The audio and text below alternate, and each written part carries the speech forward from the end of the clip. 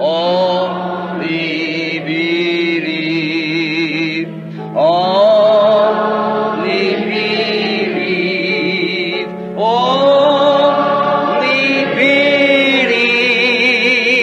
All things are possible. Only believe. Let us pray. Prions.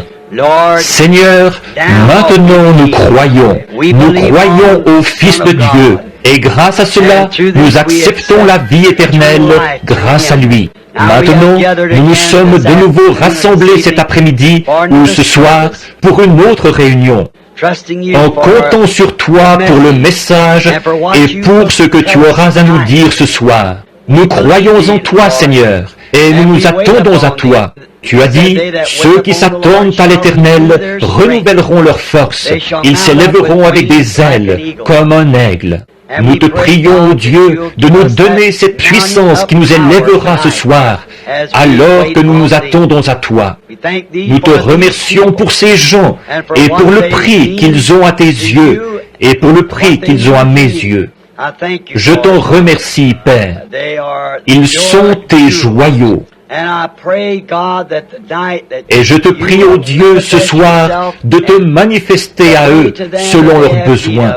S'il y a des malades ici, qu'ils soient guéris. S'il y a un doute dans la pensée de quelqu'un, efface-le, Seigneur, et accorde-nous simplement ta présence et tes bénédictions, parce que nous en avons besoin, Seigneur. Tu es celui qui nous suffit entièrement. Et sans toi, nous ne pouvons rien faire. Nous te prions de recevoir nos actions de grâce pour tout ce que tu as fait. Au nom de Jésus-Christ, nous attendons avec impatience tes bénédictions. Amen. Vous pouvez vous asseoir. Eh bien, ce dimanche soir, c'est un tantinet plus frais ici que ça l'était dimanche soir passé. Nous sommes très reconnaissants à nos frères qui ont travaillé si fidèlement à cette installation. Je connais 2 ou 3 d'entre eux, frère Mike Egan, que je vois au fond, et frère Mike et frère Softman, frère, je crois, Roy Robertson, et frère Woods et les autres.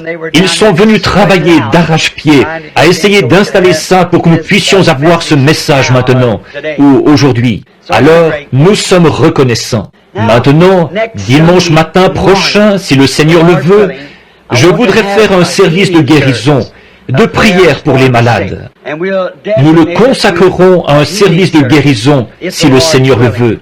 J'ai remarqué ce matin qu'il y avait un paquet de mouchoirs ici, et j'ai prié sur eux. Pendant que vous priez et que vous chantiez, j'ai prié sur les mouchoirs, et là, il y en a d'autres ici ce soir. Donc nous croyons que Dieu guérit les malades. Il y a tant de glorieux témoignages de guérison parmi nous et partout dans le monde, et nous en sommes reconnaissants. Alors j'ai pensé, dimanche prochain, vu que je devrais m'absenter pour un petit bout de temps, et que nous nous en sommes beaucoup tenus à l'enseignement et du message là, j'ai pensé qu'il serait bon pour nous de faire un service de guérison, de prier pour les malades. Et nous avons confiance que Dieu nous donnera des moments glorieux. Maintenant, beaucoup d'entre vous devront faire de nombreux milles en voiture ce soir. Aussi, je parlais à des groupes de personnes à la cafétéria Blue Boar aujourd'hui, où j'ai pris mon repas de midi. Bien des braves gens. J'ai eu l'occasion de leur serrer la main et de converser avec eux. Des gens dont je n'avais encore jamais fait la connaissance, qui viennent à l'église ici. Je suis reconnaissant pour des amis comme ceux-là, et je veux remercier chacun de vous sans exception. Certains ont cueilli des mûres et nous en ont apporté. Et quelqu'un nous a apporté un seau de sirop ou de mélasse. Je crois que c'est ça, et différentes choses. Vous ne savez pas combien cela me touche. Et le matin, quand je sors de la maison, parfois l'autre matin, il y avait un frère là qui était vraiment dans la misère. Il n'avait pas de vêtements ni rien. Il voulait que j'aille lui chercher des vêtements. En sortant, j'ai presque trébuché sur un seau de mûres qui se trouvait là. J'ai dit, avez-vous apporté ces murs? Il a dit, non, je n'ai rien eu à voir là-dedans. J'étais ici avant l'aube et elles y étaient déjà. Et c'était mon bon frère Ruddle qui me les avait apportés. Et donc, ces choses-là, vraiment, j'apprécie. Billy Paul vient de me mentionner il y a quelques instants qu'ils avaient ramassé une offrande dans l'auditoire ce soir. Je vous en remercie. Je ne voulais pas que vous fassiez ça. J'apprécie vraiment vos efforts et tout, mais ce n'était pas nécessaire. Mais que le Seigneur vous bénisse. Vous savez, la Bible dit, toutes les fois que vous avez fait ces choses au plus petit de ceux-ci, c'est à moi que vous les avez faites. Dernièrement, je vous ai parlé assez clairement du message. Certaines personnes pourraient avoir l'impression que je pense que Jésus va venir demain matin ou ce soir. Effectivement, je le pense. Je ne dis pas qu'il le fera. Et encore là, il se peut qu'il ne vienne pas avant la semaine prochaine. Il se peut que ce soit l'an prochain. Il se peut que ce soit dans 10 ans. Je ne sais pas quand il va venir. Mais il y a une chose que je veux que vous gardiez toujours en tête. Tenez-vous prêts à chaque minute, à chaque heure. Voyez? En effet, s'il ne vient pas aujourd'hui, il pourrait bien être là demain. Alors, gardez toujours cela en tête. Il va venir. Je ne sais pas à quel moment sera ma dernière heure sur cette terre. Aucun de nous ne le sait. Et aucun de nous ne sait quand il va venir. Il ne le sait même pas lui-même, d'après ses propres paroles. Il a dit que le Père seul sait quand il viendra. Le Fils lui-même ne sait pas quand il viendra. Ce sera quand Dieu nous l'enverra de nouveau. Mais nous attendons sa venue. Et s'il ne vient pas dans ma génération, il se pourrait qu'il vienne dans la suivante. S'il ne vient pas dans celle-là, il viendra dans la suivante. Mais moi, à ce que je vois, il ne reste pratiquement plus de temps. Vraiment, à mon avis, ça pourrait arriver d'une minute à l'autre. Or, ça ne veut pas dire, ça ne veut pas dire que vous allez voir les cieux se transformer et tout. Ce n'est pas de cette venue-là que je parle. Je parle de l'enlèvement. Voyez-vous, il effectue 3 venues. Il est venu sous 3 noms de fils. Il est venu dans une trinité, Père, Fils, Saint-Esprit. Voyez-vous, tout ça, c'est le même Christ, le même Dieu, tout le temps. Maintenant, nous savons qu'il est venu produire 3 œuvres de la grâce, la justification, la sanctification, le baptême du Saint-Esprit. Tout en Dieu s'accomplit par 3. Et donc, il est venu premièrement pour racheter son épouse. Il vient deuxièmement pour un enlèvement, pour enlever son épouse. Il vient troisièmement avec son épouse, le roi et la reine. Après, et c'est ce moment-là que bien des gens attendent, cette venue-là. Mais cette fois-ci, quand il viendra, presque personne, sauf ceux qui sont prêts, sauront quand il viendra. Des gens ne seront plus là, c'est tout. On ne saura pas ce qui leur est arrivé. Ils seront simplement enlevés en un instant. Et ils auront disparu, c'est tout, changés en un instant, en un clin d'œil. Alors, tenez-vous simplement prêts à cela. Ce serait affreux, un matin, qu'un être cher ne soit plus là, que personne ne puisse les trouver. Ce serait dommage, n'est-ce pas, de savoir que c'est déjà passé et que vous l'avez manqué. Alors, restez constamment dans la présence de Dieu. Maintenant, la semaine prochaine, si le Seigneur le veut, lundi prochain, lundi de la semaine prochaine, si le Seigneur le veut, je vais ramener la famille en Arizona, où ils vont à l'école. Ensuite, je vais revenir. Or, je ne vais pas là-bas, je ne fais pas de réunion là-bas. Je ne suis presque jamais en Arizona. Je suis parti ailleurs. Je ramène ma femme là-bas lundi prochain. Je reviens ensuite. Je vais partir d'ici pour aller en Colombie-Britannique. Je reviendrai au Colorado. Je serai de nouveau en Arizona vers Noël. Juste quelques instants, assez pour peut-être 2 ou 3 jours, pour rassembler la famille, revenir passer les vacances de Noël ici, si le Seigneur le veut, faire une série de réunions ici pendant la semaine du Nouvel An. Alors donc, je suis ici pratiquement plus, je suis ici 10 fois plus que là-bas, parce que nous n'avons pas d'église ni de réunion là-bas.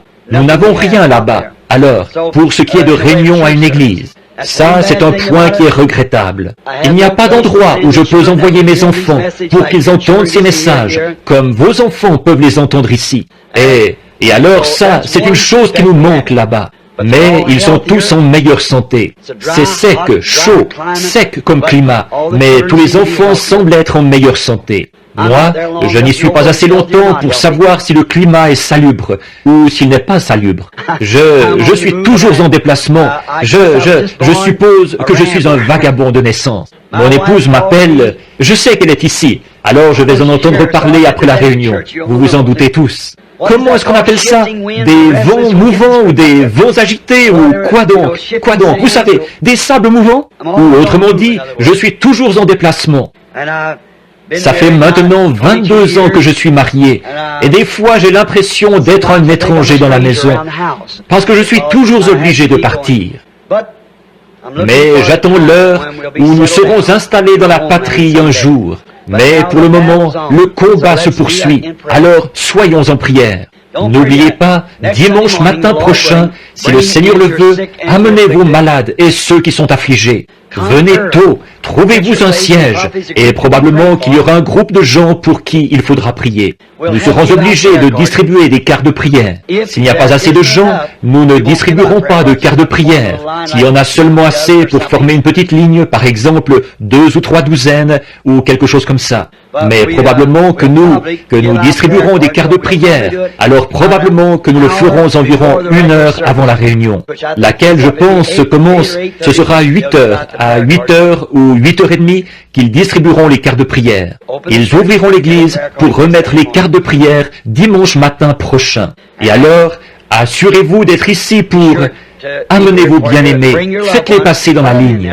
On sera bien, à la fraîche, dans l'église, s'ils sont malades, et nous ferons de notre mieux pour prier pour eux. Merci encore pour l'offrande d'amour. Et maintenant, nous allons lire dans la parole de Dieu ce soir.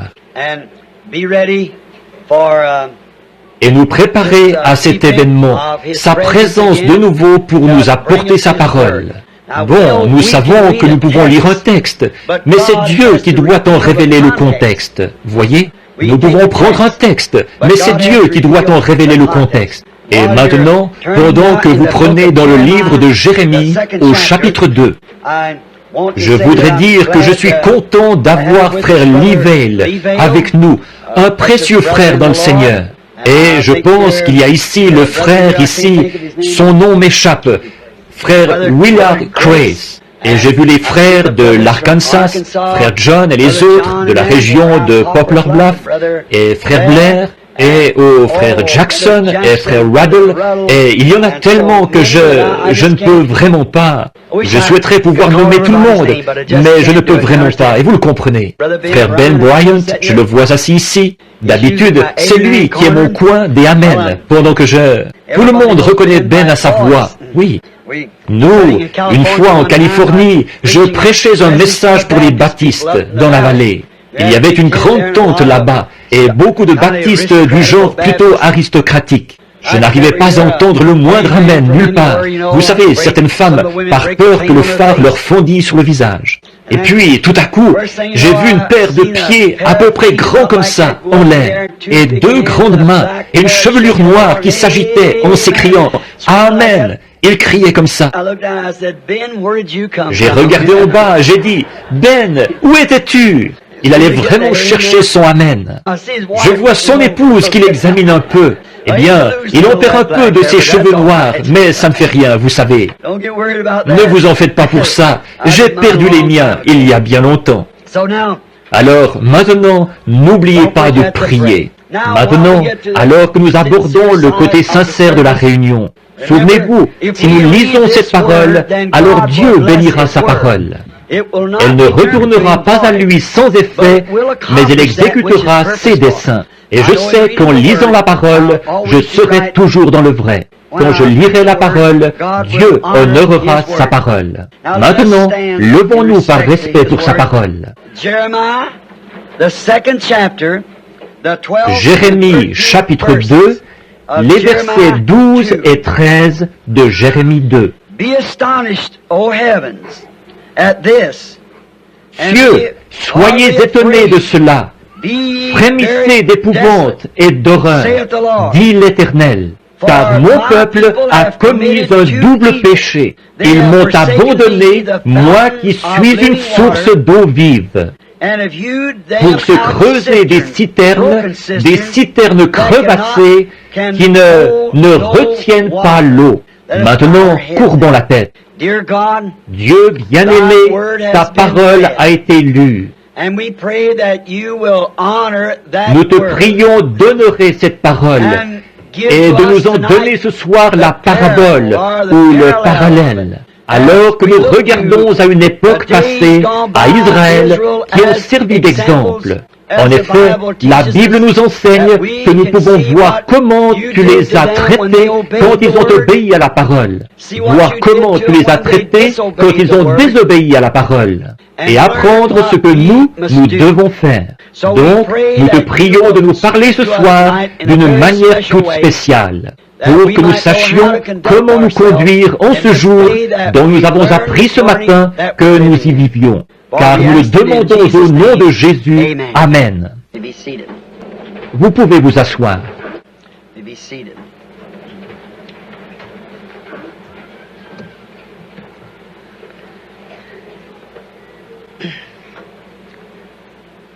Je voudrais parler ce soir du sujet, pendant juste un court moment, des citernes crevassées. Israël avait commis deux grands péchés.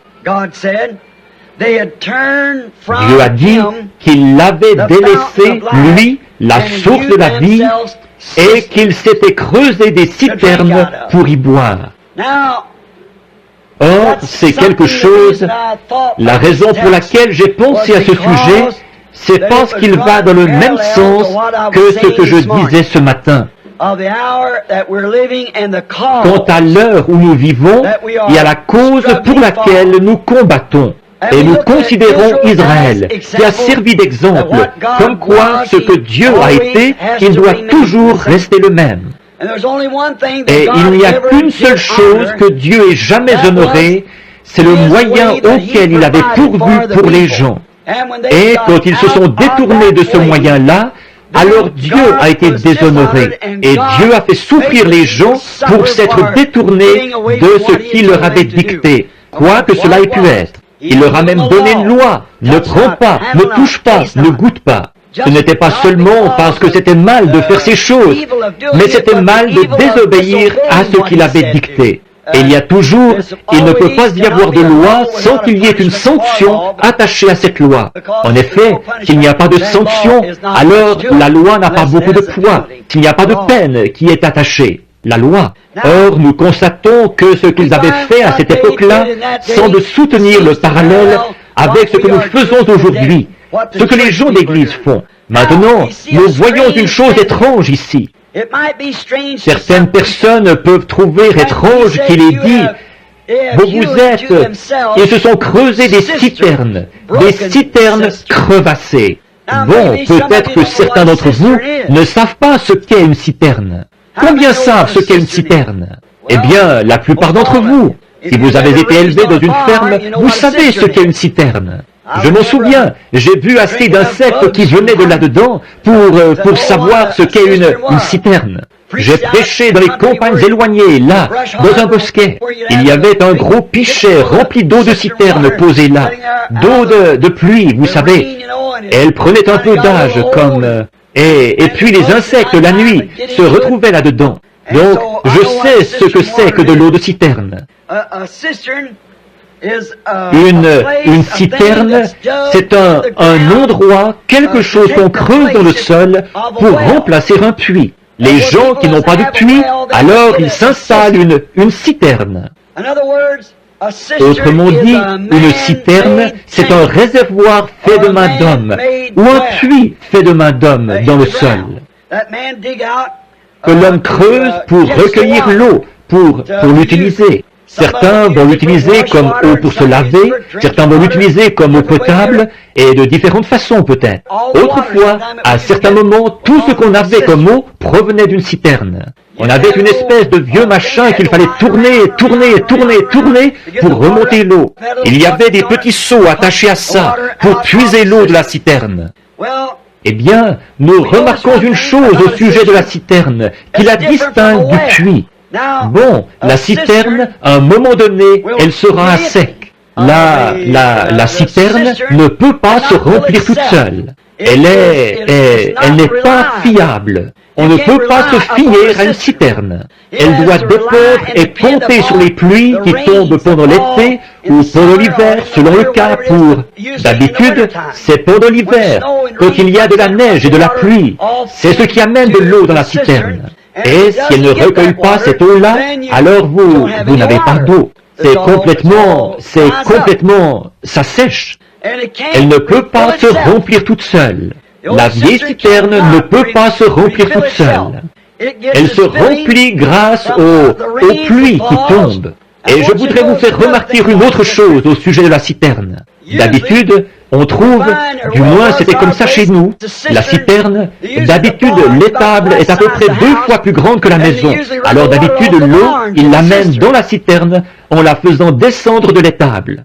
Je me souviens bien de la vieille citerne là-bas, quand les tuyaux d'écoulement faisaient descendre tout ça là-dedans, que ça descendait de l'étable. C'est de ce qui coule de l'étable qu'elle se remplit.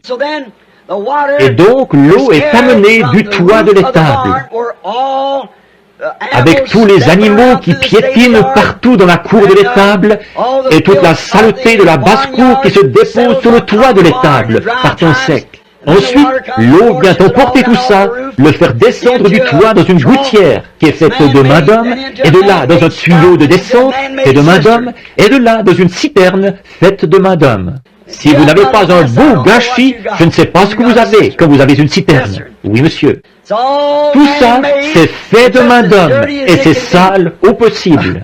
Vous savez, autrefois, on avait un chiffon qui servait de filtre sur la citerne. Avez-vous déjà connu ça? Il fallait mettre là-dessus un chiffon qui servait de filtre pour retenir tous les insectes et tout ce qui provenait du toit de l'étable et d'un peu partout autour, et qui passait d'ici à là pour se jeter dans la citerne. Donc, on mettait là-dessus un chiffon qui servait de filtre pour retenir toute la crasse et tout ce qu'on pouvait. Évidemment, ça ne retenait pas la vraie saleté, ça ne retenait que les gros missiles qui atterrissaient là-dedans en tombant. L'insecte pouvait tomber dedans, mais le jus de l'insecte, lui, il continuait à descendre avec l'eau. Alors vous aviez vraiment tout un gâchis quand vous aviez une vieille citerne sale. Au bout de quelques jours, quand on laisse l'eau là-dedans, elle devient stagnante. Quand on laisse l'eau dans la citerne, elle devient stagnante. Et ça se remplit de grenouilles, de lézards et de serpents. Nous, on appelait ça des têtards. Des tout petits, je ne sais pas si, ce ne sont pas des parasites, je ne sais pas comment vous appelleriez ça, mais c'est quelque chose qui se retrouve dans l'eau qu'on appelait des têtards. Vous savez ce que c'est? Combien savent de quoi je parle? Oh, mais bien sûr, vous, les compagnards, vous le savez tous. La stagnation s'installe partout là-dedans, et alors, ces amateurs de stagnation viennent avec. En fait, c'est à cause de la stagnation qu'ils se retrouvent là. C'est à cause de la stagnation, c'est ce qui attire l'animal qui aime les choses stagnantes. Cela ressemble vraiment beaucoup à nos églises d'aujourd'hui. Je pense que nous avons abandonné un des grands péchés que l'Église a commis aujourd'hui, exactement comme Israël à l'époque. Ils l'ont abandonné, lui, la source d'eau vive, et ils se sont creusés des citernes faites de main d'homme. Et celles-ci sont devenues une habitation de tous ceux qui aiment cette sorte d'eau-là. Les lézards, les grenouilles et toutes sortes de germes malpropres y vivent, parce que c'est un réservoir fait de main d'homme. Et ces choses-là habitent dans ce réservoir, un exemple parfait de nos dénominations d'aujourd'hui. Maintenant, vous dites, Frère Branham, pourquoi attaquez-vous si vivement ces gens-là? On devrait attaquer ça. Il faut attaquer ça. Fuyez la chose, parce qu'elle va finir par former la marque de la bête. Souvenez-vous, c'est la vérité. Ce sera la marque de la bête. La dénomination conduira tout droit à cela. C'est en voie d'en arriver là maintenant, à une contrainte par un pouvoir. Considérez l'ancien empire romain. Voilà précisément ce qui les a conduits à cette marque de l'apostasie. Vous avez vu que personne ne pouvait acheter ni vendre sans avoir la marque de la bête. Il fallait l'avoir. Il y aura seulement 2 catégories de gens sur terre. Ceux qui auront le sceau de Dieu et ceux qui auront la marque de la bête. Seulement deux catégories. Alors vous devrez avoir l'un ou l'autre. Ce sera une apostasie, une marque d'une religion apostate. Et il va y avoir une image à la bête. En étudiant cela, nous voyons que Rome a été, est et sera toujours la marque ou la bête. Exactement. Il n'y a pas moyen de le comprendre autrement. Rome. Et qu'est-ce que Rome a fait? Elle est passée de la Rome païenne à la Rome papale et a organisé un système universel où tous étaient contraints d'adhérer à cette religion-là, sans quoi ils étaient mis à mort. Et c'est étrange de voir que les États-Unis entrent en scène, et ils sont comme un agneau, et un agneau avec deux petites cornes, les droits civils et ecclésiastiques. Et au bout d'un moment, alors qu'il avait été un agneau, nous voyons qu'ensuite il parlait comme un dragon et qu'il exerçait toute l'autorité que le dragon avait eue avant lui. Et la Bible nous dit qu'il disait, faisons une image à la bête. Une image, c'est quelque chose qui est semblable à quelque chose d'autre.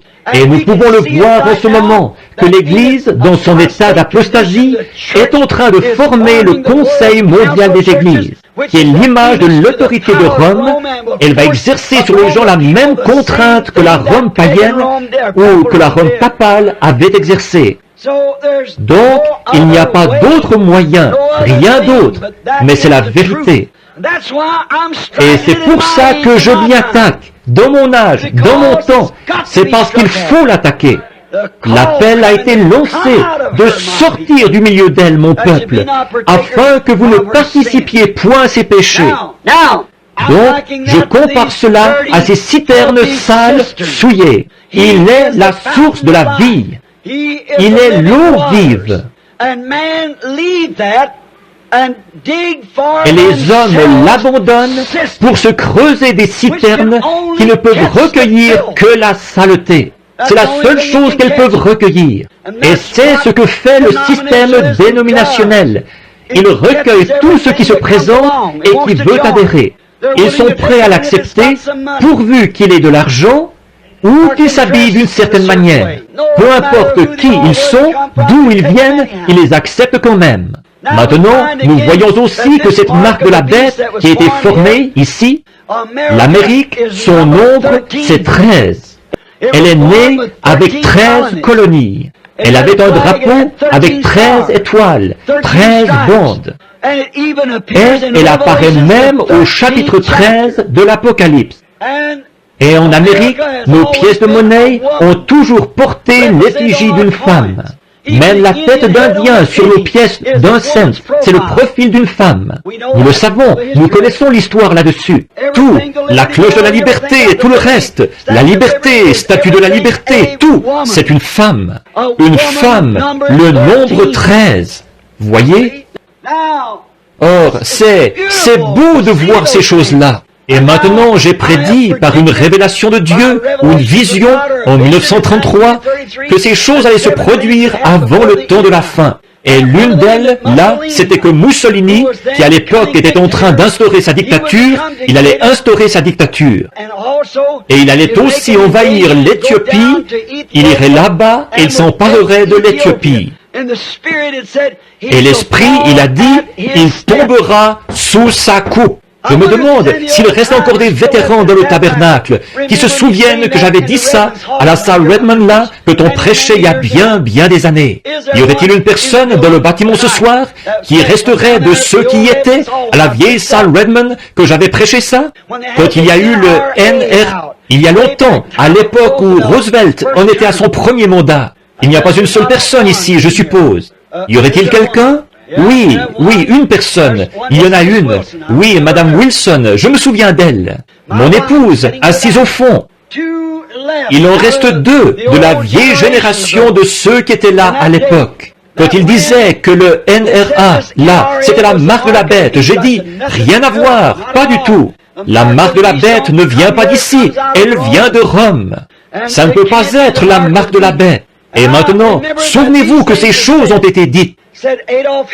J'ai dit qu'Adolf Hitler aurait une fin mystérieuse, qu'ils déclareraient la guerre aux États-Unis, qu'ils allaient construire un grand machin en béton, qu'ils allaient même vivre là-dedans. Et que c'est là que les Américains se pourraient battre à plate couture, là. Il s'agissait de la ligne Siegfried, 11 ans avant qu'ils en entreprennent la construction. Et ensuite j'ai dit, mais il arrivera à sa fin, et les États-Unis gagneront la guerre. Ensuite j'ai dit, il y a 3 ismes. Le nazisme, le fascisme et le communisme. Et j'ai dit, ils finiront tous dans le communisme. La Russie va tout absorber dans le communisme. Et j'ai dit, ensuite la science va tellement se développer, l'homme va devenir tellement habile, il va inventer tant de choses qu'il va finir par faire une automobile qui ressemblera à un œuf, avec une espèce de toit en verre, et qui sera commandée par une puissance autre que le volant. Et ils l'ont, cette voiture. Et j'ai dit, ensuite, les mœurs des femmes de chez nous vont se relâcher. Elles vont commettre des choses tellement dégradantes qu'elles seront en disgrâce auprès de toutes les nations. Elles porteront des vêtements d'hommes. Elles se dévêtiront toujours plus jusqu'à ce qu'en fait, elles en viennent à n'avoir que leurs sous-vêtements, comme sur elles, c'est tout. Elles finiront par porter seulement une feuille de figuier. Et si vous remarquez dans le magazine Life du mois passé, il y avait cette femme qui portait des feuilles de figuier. Et ça, c'est la nouvelle tenue de soirée, ou robe du soir, ce qu'on porte le soir. C'est transparent, on peut voir au travers. Il n'y a que les feuilles de figuier qui cachent une certaine partie de son corps. Avec des maillots de bain sans bretelles, ou bretelles qui n'ont pas de bretelles. Le haut laisse le corps découvert. Et ces choses-là se sont effectivement produites. Ensuite, je dis, j'ai vu une femme s'élever aux États-Unis comme une grande reine ou quelque chose comme ça. Et elle était belle à voir, mais elle avait le cœur mauvais. Et elle a entraîné la nation qui s'est retrouvée sous sa coupe. Ensuite, j'ai dit, finalement, il m'a dit de regarder de nouveau vers l'Est. Et à ce moment-là, j'ai vu, on aurait dit que le monde avait explosé. Tout ce qu'il y avait à perte de vue, c'était des bouts de bois et des rochers fumants qui avaient été projetés de la terre sous le coup de l'explosion. Et ces choses-là devaient se produire avant la fin du monde. Et 5 des 7 choses se sont déjà produites au cours des 33 ans. Nous y revoilà.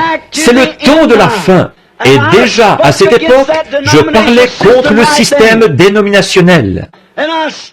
Et je le crois toujours ce soir, que c'est un bourbier, que c'est là-dedans que la saleté s'amasse. Je n'arrive pas à croire que Dieu prendrait une chose pareille pour faire partie de son Église. Parce qu'il faut qu'elle naisse de l'Esprit de Dieu et qu'elle soit purifiée avant de pouvoir être appelée sienne. Le corps mystique de Christ, c'est par le baptême que nous y entrons, par le baptême du Saint-Esprit.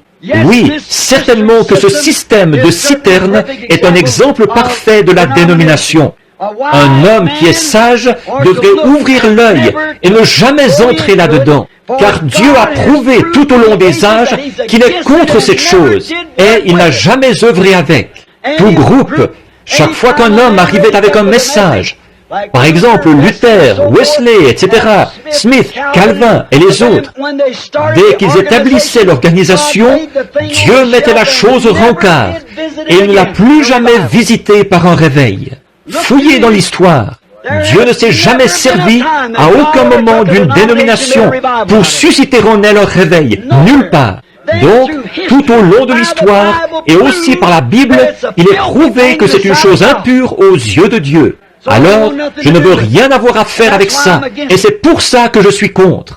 Je cherche à faire sortir les gens de là. Nous sommes invités. Ce qui s'est passé dans le cas d'Israël, c'est pareil maintenant, à regarder à Israël pour trouver des exemples. Tant qu'ils restaient avec cette source, tout allait bien pour eux. Mais quand ils se sont mis à se creuser des citernes, des systèmes faits de main d'homme, alors Dieu les a plantés là. Il nous fera la même chose. Ils l'ont abandonné, lui, la source d'eau vive.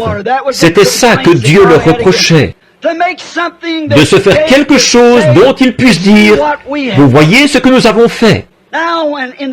Maintenant, au moment du voyage de Moïse, alors que Dieu, par sa grâce, il leur avait donné un prophète, il leur avait donné une colonne de feu qui les précédait, il l'avait confirmé par des signes et des prodiges.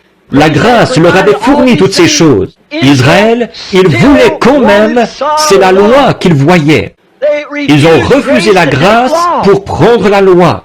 C'est précisément ce que les gens font aujourd'hui. Ils refusent la parole pour prendre un système dénominationnel. Parce que là-dedans, ils peuvent faire ce qu'ils veulent et s'en tirer. Mais vous ne pouvez pas faire ça en Christ. Vous devez faire une coupure claire et nette pour pouvoir être en Christ. Abandonner le puits artésien pour une citerne, un système fait de main d'homme. Pouvez-vous imaginer que quelqu'un ferait une chose pareille? Pouvez-vous imaginer l'état mental d'une personne qui serait à même de boire un puits artésien d'eau fraîche et qui abandonnerait ça pour une citerne faite de main d'homme, avec des grenouilles, des lézards, des têtards et tout le reste dedans? Ça ne semble même pas tenir debout, côté bon sens. Mais c'est précisément ça que les gens ont fait. Ils ont abandonné la parole, la véritable source de Dieu et de sa puissance, pour boire à des citernes et pour se faire des citernes. Ce qu'ils avaient fait à l'époque, ils ont fait la même chose aujourd'hui. Ils disent, il a dit, ils m'ont abandonné. C'est ce qu'il a dit ici dans Jérémie 2, 14 ou 13 plutôt. Il a dit, ils m'ont abandonné, moi, la source d'eau vive. Maintenant, nous voyons ce qu'est une citerne. Nous voyons ce qu'elle recueille. Nous voyons comment elle est construite. C'est quelque chose qui est fait de main d'homme, qui vient d'un toit sale. L'eau qui descend, elle tombe sur un toit sale. Elle ne fait qu'emporter ce qu'il y a sur le toit. Le faire passer dans une gouttière faite de main d'homme, dans un tuyau de descente fait de main d'homme, jusque dans un réservoir fait de main d'homme. Et toute la saleté s'accumule là-dedans.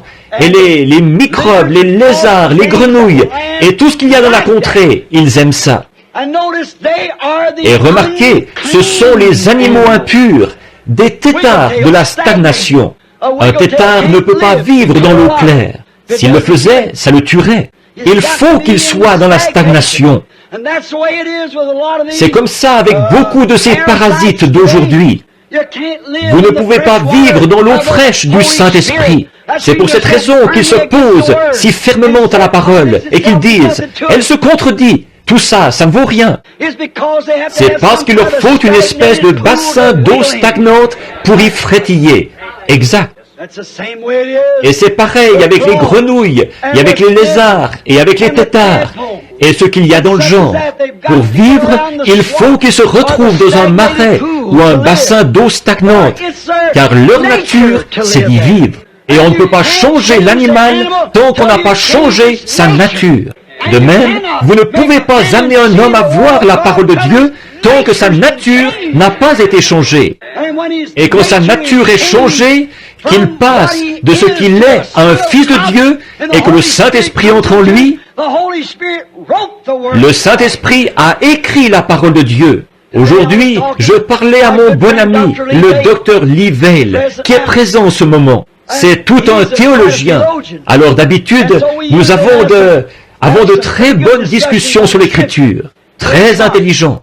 Une fois, il me demandait mon avis sur le signe initial du Saint-Esprit. Est-ce que c'était le parler en langue? Ça, c'était il y a bien des années. Non, je ne peux pas voir ça. Il a dit, moi non plus. Il a dit, pourtant, c'est ce qui m'a été enseigné. Il a dit, d'après vous, qu'est-ce qui en serait une preuve? J'ai dit, la preuve la plus parfaite, à mon avis, c'est l'amour. Nous nous sommes mis à parler de ça. Et alors, j'ai trouvé que ça semblait être assez juste. Donc, je m'en suis tenu à ça. Si un homme a l'amour. Mais un jour, le Seigneur, par une vision, m'a corrigé. Et il a dit que la preuve qu'on a l'esprit, c'est ceux qui peuvent recevoir la parole. Ni l'amour, ni le parler en langue, mais c'est de recevoir la parole. Et alors le docteur Vail me disait que c'est scripturaire. Il disait, parce que dans Jean 14, Jésus a dit, quand lui, le Saint-Esprit sera venu sur vous, il vous révélera les choses que je vous ai enseignées, et il vous annoncera les choses à venir. Alors voilà la vraie preuve du Saint-Esprit. Il ne m'a encore jamais rien dit qui soit faux.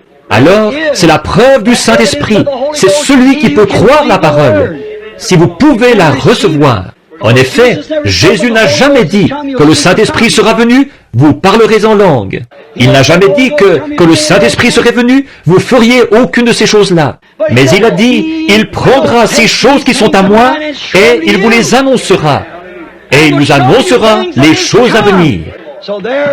Alors, voilà la vraie preuve du Saint-Esprit, selon Jésus lui-même. Toutes ces sensations et tout ce que les gens ont et dont ils se nourrissent encore, vous pouvez voir pourquoi ils font ça. Voyez-vous, cela devient une dénomination ou un bassin d'eau stagnante. Et aucune dénomination ne sera jamais construite sur la parfaite parole de Dieu. C'est impossible, parce qu'on ne peut pas faire de Dieu une nomination ou une dénomination. Non, monsieur, en voici la raison. Prenez un groupe d'hommes qui peuvent croire la parole, qu'ils commencent une organisation. Tout à coup, au bout d'un an, il y a une bande de Ricky là-dedans à qui on ne peut pas faire entendre raison. C'est eux qui ont l'emprise et on ne peut rien y faire. Ce n'est pas le système de Dieu. Non, alors nous savons que cette chose-là, c'est hors de question. Ça devient une citerne. Ça devient un endroit où chacun fait des compromis sur ceci, cela ou autre chose, pour pouvoir intégrer des membres, ou pour que les gens puissent y entrer. Nous voyons que ce système a commencé à un certain moment, du temps des Israélites, quand ils creusaient ces citernes. Il y avait un homme et un groupe de pharisiens qui avaient creusé des citernes. Ils avaient un homme du nom d'Hérode, qui était le proclamateur, qui gouvernait l'État. Et il est venu écouter parler un homme qui ne perdait pas son temps avec leur dénomination. C'était un prophète. Et aucun prophète n'a jamais rien eu à voir dans une dénomination. Au contraire, il haïssait cela. Ce prophète s'est mis à dire, « Ne vous mettez pas à dire en vous-même, nous avons Abraham pour père, car je vous déclare que de ces pierres, Dieu peut susciter des enfants à Abraham. » Ils avaient envoyé un dignitaire pour qu'il vienne l'écouter. Et ce dignitaire avait ôté sa femme à son frère et il l'avait épousée. Et qu'est-ce que cet homme est venu lui dire en face? On pensait qu'il allait faire des compromis et qu'il dirait, « Allons, monsieur, prenez donc un bon siège ici, et vous devriez... Je suis si content que vous soyez venu m'écouter aujourd'hui. » Jean est allé le voir et il lui a dit en face, il ne t'est pas permis de la voir. La toute première chose qu'il a dite, il l'a réprimandé à cause de son péché. Voyez-vous, les dénominations produisent des bassins d'eau stagnante où les hommes peuvent vivre avec des femmes. Et ces femmes peuvent faire n'importe quoi, se couper les cheveux, porter des shorts et tout le reste, et se dire chrétiennes. Mais une véritable source, alléluia, de la puissance de Dieu, ça ne pourra pas demeurer là, parce qu'elle va pousser tout cela dehors. Je suis la source d'eau vive. Ils m'ont abandonné pour se creuser des citernes. Or, une source d'eau vive, nous voyons, une source d'eau vive, qu'est-ce que c'est? Maintenant que nous avons vu ce qu'est la citerne, une source d'eau vive, qu'est-ce que c'est? C'est un puits artésien. Un puits artésien, qu'est-ce que c'est, frère Branham? C'est un puits dont la source est toujours souterraine et qui fait jaillir son eau. Il coule tout le temps. Il se suffit à lui-même. C'est toujours frais et pur. Un puits artésien, une source d'eau vive. Ce n'est pas mort et en stagnation, c'est vivant. C'est toujours en changement, produisant quelque chose de neuf tout le temps. Avançant, puisant dans ses ressources. Il puise ses ressources au fond de lui-même. Et c'est, encore là, une source d'eau vive jaillissante. Il se nettoie tout seul. C'est de l'eau propre, pure, propre. Il se suffit à lui-même.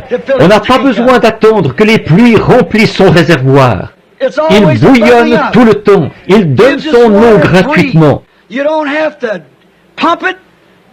On n'a pas besoin de le pomper, de le remonter, de le tordre ou d'y adhérer. C'est une source d'eau vive, tout simplement. Vous savez, prenez ces vieilles citernes, il faut tourner et tourner et tourner la manivelle et pomper et tout pour faire sortir un peu de cette eau stagnante de là. Mais une source d'eau vive, elle va donner gratuitement, sans pomper, sans y adhérer, ni rien d'autre. Oh, je suis content que cette source-là existe. Oui, monsieur. Il n'a pas besoin d'avoir une passoire dessus pour en retirer les parasites. En effet, il vient de tellement profond, en dessous, là, dans le roc, qu'il n'y a aucun parasite là. Il n'est pas obligé d'avoir le chiffon de l'instruction sur lui. C'est exact. Quelques systèmes mondains de sagesse dénominationnelle faits de main d'homme pour vous dire devant un psychiatre si vous êtes en état de prêcher ou pas. Il n'y a pas un seul de ces chiffons sales dessus. Il le pousserait de là dès que vous le mettriez dessus. Vous ne pouvez pas le faire. Ce puits-là, il bouillonne tout le temps. Si vous mettiez un de ces chiffons là-dessus, il le repousserait carrément, le rejetterait d'un côté ou de l'autre. Il n'a pas le temps de laisser un chiffon dénominationnel traîner sur lui. Il n'a pas besoin de filtre, de passoire, d'être pompé, d'être secoué, ni rien d'autre. Il est simplement là qui bouillonne. Il n'a pas à compter sur les pluies locales pour se remplir. Les pluies, ce sont les réveils. Où cette source, là, à cette source de la vie. Où sera le corps, là s'assembleront les aigles. Vous n'avez pas à pomper pour avoir un réveil, vous n'avez pas à pomper pour produire quoi que ce soit. Tout ce que vous avez à faire, c'est simplement de venir à la source. Elle est toujours remplie de bonne eau fraîche. Elle n'a pas de faim. Elle bouillonne constamment, tout le temps. Vous n'avez pas à aller à la citerne dire, eh bien, s'il pleut et qu'on accumule les eaux qui tombent sur les tables, on va avoir quelque chose à boire. Voyez? Oh là là, là là, pas dans ce cas-ci. Ce puits artésien laisse jaillir de la bonne eau froide tout le temps. Vous pouvez compter dessus. Vous n'avez pas à dire, eh bien, je vais aller à la vieille citerne. Avant, on y buvait, mais ça fait longtemps qu'on n'a pas eu de pluie. Je te le dis, il se peut qu'elle soit à sec. C'est comme ça que sont certains de ces systèmes faits de main d'homme. Vous pouvez entrer là si vous avez quelque chose de grande envergure qui est en train, une grande cabale où on vend quelque chose ou un événement quelconque. Une grande fête et des choses qui se passent, de jouer au loto et de faire des fêtes au sous-sol et tout. Là, vous trouverez peut-être une salle comble. Mais que vous allez à l'endroit où cette fontaine bouillonne, c'est toujours, les gens sont là à boire de la bonne eau froide. Vous pouvez compter là-dessus. Vous dites, ça fait 10 ans qu'ils n'ont pas eu de réveil. Si vous vivez près de cette source, elle est toujours en réveil. Comme le disait le petit Gallois, où, une fois, à l'époque du réveil du pays de Galles, des dignitaires étaient venus des États-Unis. Quelques-uns de ces grands docteurs en théologie se sont rendus au pays de Galles pour voir où tout cela se passait et ce qu'il en était. Alors, ils avaient leur col tourné vers l'arrière et leur chapeau en tuyau de poêle et ils marchaient dans la rue. Et voilà un petit agent de police qui arrive, il faisait tournoyer sa petite matraque en sifflant « À la croix où mourut mon sauveur, je suis venu briser de douleur. Là son sang purifia mon cœur, à son nom la gloire » en marchant dans la rue. Alors ils ont dit, ça semble être un homme religieux, allons lui demander. Ils ont dit, monsieur? Il a dit, oui monsieur. Il a dit, nous sommes venus des États-Unis, nous sommes d'une délégation. Nous sommes venus ici pour faire une enquête sur le prétendu réveil du pays de Galles. Nous sommes des docteurs en théologie et nous sommes ici pour voir ce qu'il en est. Il a dit, nous voudrions savoir où se trouve le réveil et où se font les réunions. Il a dit, monsieur, vous y êtes. C'est moi le réveil du pays de Galles. Amen. Le réveil du pays de Galles est en moi. C'est ici que ça se passe. C'est comme ça quand vous vivez près de cette source d'eau vive.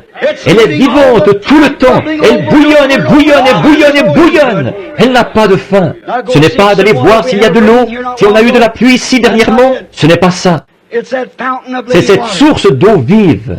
Comme je le dis, elle donne son eau gratuitement. Vous n'avez pas à mettre des chiffons dessus pour voir. Les chiffons de l'instruction, avant de pouvoir les envoyer prêcher, voir s'il écrit ses mots comme il faut, s'il les prononce comme il faut, s'il emploie ses noms et ses pronoms et tout, et les adjectifs. Beaucoup d'entre eux ne savent même pas ce que c'est, mais ils vivent à la source quand même, voyez-vous, quand même. Elle n'a pas à compter sur les pluies locales pour se remplir, ou sur les réveils locaux pour ça. Elle n'a pas à faire ça, car sa puissance et sa pureté sont en elle. C'est là que se trouve la parole, sa propre puissance. Quand un homme peut la recevoir dans son cœur, elle a en elle sa pureté, elle a en elle sa puissance. Tout cela se trouve dans la parole même, et cela fait jaillir la vie. Quand Israël s'en éloignait, c'est là qu'ils avaient des ennuis. Chaque fois qu'ils s'en sont éloignés, ils ont eu des ennuis. C'est pareil pour nous maintenant. Quand le réveil n'est plus en contact avec cela, alors il est inutile. Il se creuse des puits ou des citernes d'eau stagnante, et voilà, c'est parti. mais il leur est toujours venu en aide. Les murmures à la mer Rouge, là, quand ils ont murmuré, pourtant, malgré tout ça, il avait promis, il leur avait fait une promesse. Il aurait dû les faire retourner là-bas tout de suite, selon notre façon de voir à nous, mais il avait promis de les emmener de l'autre côté. Qu'est-ce qu'il a fait? Aux enfants d'Israël, il leur a fourni la colonne de feu et tout, comme confirmation, leurs prophètes, et ils les ont conduits là-bas jusqu'à la mer. Et il y a toujours des ennuis qui se présentent pour s'opposer à cela. Et là, Pharaon est arrivé avec son armée. Et savez-vous ce que Dieu a fait? Il a simplement ouvert cette citerne rouge d'eau stagnante. La mer morte, c'est la chose la plus morte du monde.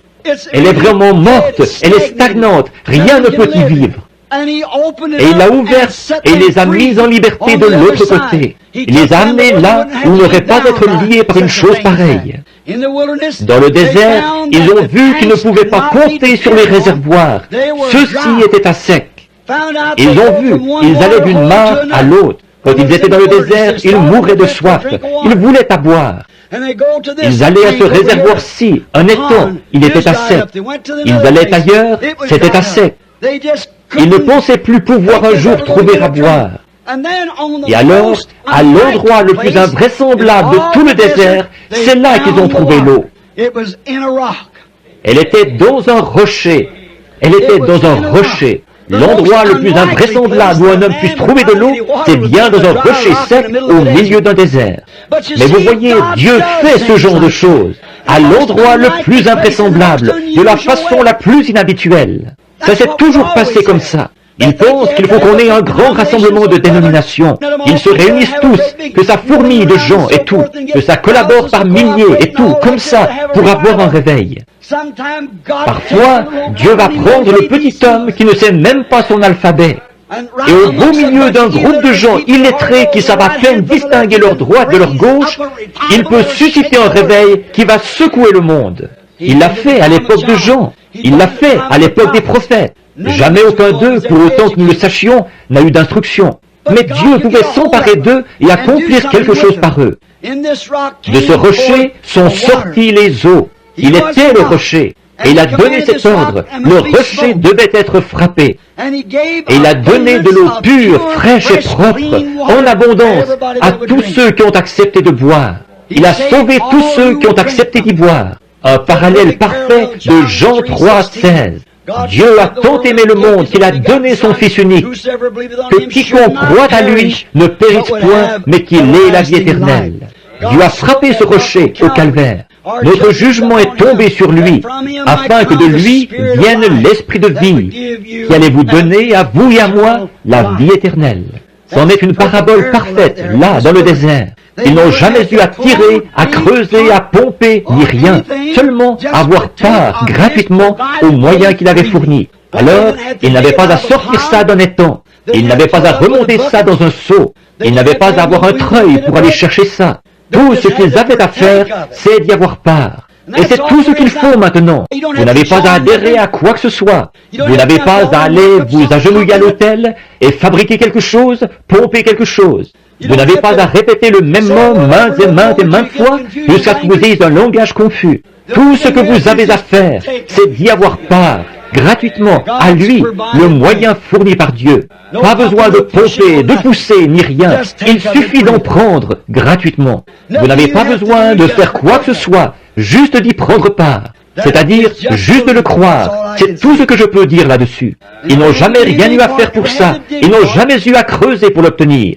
Ils n'ont jamais eu à s'agenouiller et pleurer toute la nuit pour l'obtenir. Ils y ont simplement eu part. Il avait été frappé et il était prêt. C'est exact. Je suis en train de regarder un homme qui est assis au fond de la salle ici. Je me rappelle lui avoir dit ça dans une vieille table un jour près d'une mangeoire. Et il a dit, mais je ne vaux rien. J'ai dit, je le sais. Et j'ai dit, moi non plus d'ailleurs. Mais j'ai dit, toi, tu regardes à ce que tu es. Arrête de regarder à ce que tu es et regarde à ce qu'il est, lui. Il a dit, si je pouvais seulement me débarrasser de ces cigarettes, frère Branham, je deviendrais un chrétien. J'ai dit, ne t'en débarrasse pas. Tu essaies de devenir bon pour ensuite venir à lui. Il n'est pas du tout venu sauver des hommes bons. Il est venu sauver des hommes mauvais qui savaient qu'ils étaient mauvais. Il a dit, eh bien, j'ai dit, écoute, tu ne veux pas aller en enfer, n'est-ce pas? Il a dit, non. J'ai dit, eh bien, tu n'es pas obligé d'y aller. Il est mort pour que tu ne sois pas obligé d'y aller. Il a dit, qu'est-ce que je dois faire? J'ai dit, rien. C'est aussi simple que ça. Il a dit, mais si je pouvais un jour, te voilà reparti avec ta cigarette. Arrête de penser à la cigarette. Souviens-toi de ceci. Pense à lui, à ce qu'il a fait, à ce qu'il est. Pas à ce que tu es. Tu ne vaux rien. Tu n'as jamais rien valu et tu ne vaudras jamais rien. Mais ce que lui, il est, c'est lui qui compte. Et j'ai dit, alors la seule et unique chose que tu as à faire, qu'il a pris ta place là-bas, tu n'as qu'à accepter spontanément ce qu'il a fait. Tout ce que tu as à faire, c'est de l'accepter, c'est tout. Mais il a dit, c'est simple ça, je vais le faire. J'ai dit, le ruisseau est ici. Voyez? Je l'ai amené ici et je l'ai baptisé au nom de Jésus-Christ. Des gens de sa famille sont assis ici et je sais qu'ils avaient trouvé ça drôle que j'ai fait ça, mais je savais ce que je faisais. J'avais vu quelque chose d'authentique dans cet homme.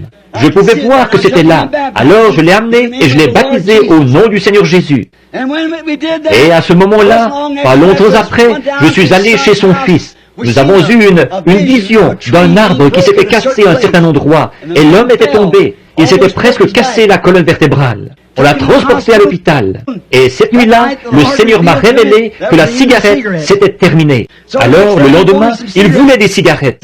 J'ai dit, je vais lui en acheter une cartouche et je vais la lui apporter. Regardez bien, vous allez voir, les jours de la cigarette, pour lui, c'est terminé. Il n'en a plus jamais fumé une seule depuis et n'en a plus jamais voulu une seule depuis. Dieu! Voyez-vous, la première chose que vous devez faire, c'est de venir à cette source. Vous devez venir à cette eau, vous rendre compte que vous ne pouvez rien faire. C'est ce qu'il a fait pour vous qui compte.